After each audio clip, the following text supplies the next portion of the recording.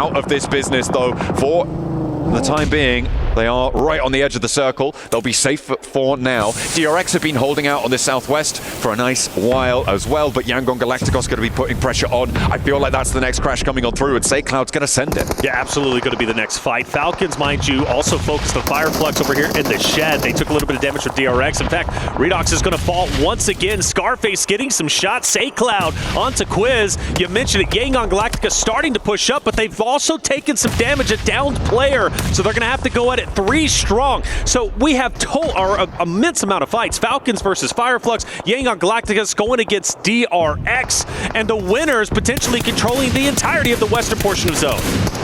It's going to be really difficult to move as Falcons when Yangon Galacticos or DRX are able to claim this one, but so far nobody is dead on that southwest border. All the teams there have 4 players alive, both of them maintaining the entire roster. Alpha could potentially have an impact here with Top and Zeol on the south side, but I imagine they're going to be thinking more about going east. You can see Top trying to hold face, and around this shelter entrance, it's just nobody making that first move right now, and they can chill out for a little bit longer with the circle.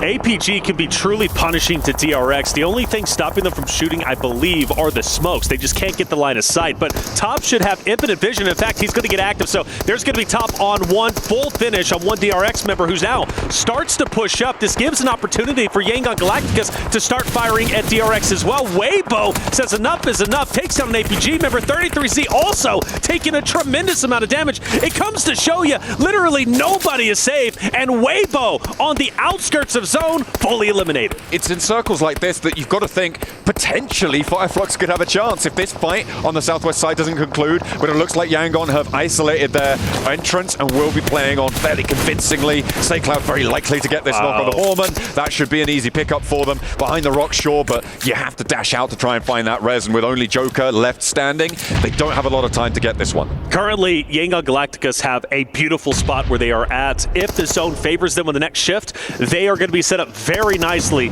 to control the end game. Of course, depending on what DRX and APG decide to do from their current position. For Falcons, they refuse to move, but now they have to start going a little bit more forward, which means E-Arena are very much ready for them. But the good news is Mormon was taken down just a little bit ago. He's down but not out, and E-Arena have to make a decision. Do we want the pickup? Well, now they don't have a choice. Sakura also gone. Romeo taking him out, so YG getting active, and now Ralph says, I'm pushing up. I'm taking the advantage in the mid zone. Here comes the Falcons. The north side now could conclude, and the Falcons may have all the leverage they need to try and leapfrog south, but you can see how flat and open it is, which gives Yangon Galacticos so much power, so many sightlines over towards E-Arena especially. Romeo is laying down the law from the high ground there. DRX want the challenge. They've gone out of the other entrance, and now they're trying to try and maintain that high ground with their 3 players moving on in, but no, it's Hora doing a lot of work, but Hyunbin still has a little bit more gas left in the tank. Unfortunately, he will draw short, and QZ across the way gonna have to try and hide now behind the rocks, but will be pushed by that blue zone. DRX on the precipice. And it looks like Falcons E-Arena are also popping up against each other. Joker is going to fall, so is Sakura. Fully eliminated. E-Arena are out of there, and now Falcons have a good foothold on the northern part of the zone. So really, Falcons, Yangon Galacticos in an absolute power spot, you would have to assume, unless the solo from DRX can dismantle piece by piece the Yangon Galacticos roster just up ahead. And let's not forget Scarface, another solo for Fireflux, who's going to be dead center. Falcons get blessed by zone. Yangon Galacticos now have to push up, and so does Hora. With this zone, it keeps this little hill that you can see in front of Koa inside this zone, and you're right, they are getting blessed. But if Redox keeps going down like this, it's going to get a little bit more tenuous here on the northern side. Redox not happy. Behind the wall for Falcons to flex back out. I don't know if they can commit to this. They'd have to expend a lot of smokes. In the meantime, Yangon Galacticos, they are going to have to make a move. Yes, they got to push forward, and there's a lot of open space. They've been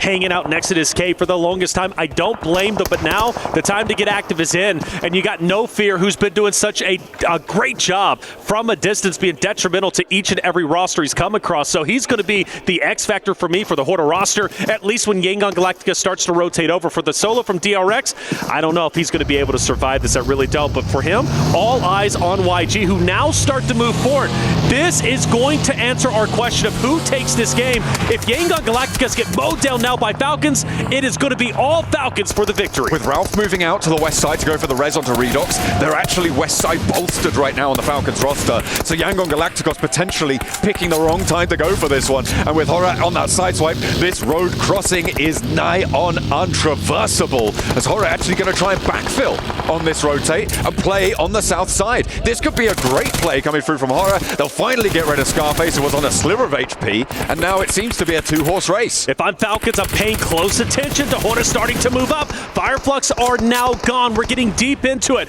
Only 4 more teams remain, and really one of them is inconsequential. It's only a solo from DRX. A mini red zone starting to form. Say Cloud trying to get back onto his feet. Smile desperately needs this. Yangon Galacticus with the desperation push forward gets picked apart. Romeo down, and it's Falcons from Koa taking him out. A little ridgeline to play around. A couple of vehicles keeping them safe from Horror for the time being. Yangon Galacticos may be able to stay up as 2, but Smile down behind that vehicle. And that crate has been beautiful for No Fear. He's going to try and get a little bit more, though. They're putting pressure onto the Falcons because of the rotate out to the west side to deal with that res, to get Yangon Galacticos out of the mix. Horror taking the timing of this very, very well, and they get that flex out to the side, but Falcons are piecing themselves back together and out over towards Narvalo. Koa finds that retreat, and things simmer down. No Fear has been the guy, the linchpin for the Horda roster, and now he has totally caught Redux and Ralph off guard. They know where he's at, but he still has such a great advantage. Now this rotate's going to be big, and Koa is going to knock down one. A second is also going to fall. Horda starting to collapse. No Fear needs to get active. A Hail Mary attempt, but is this Falcons? It looks to be the case. No Fear, does he have it in him to clutch this up while he continues to push up? Falcons can hit the shots needed, but they finally do it, and Falcons will get their first win during this, the grand final stage. A big finish for the Falcons. The north side control was great. That first rotation on in to the mansion to play on that location. They held ground, and on the north side, nobody challenged them.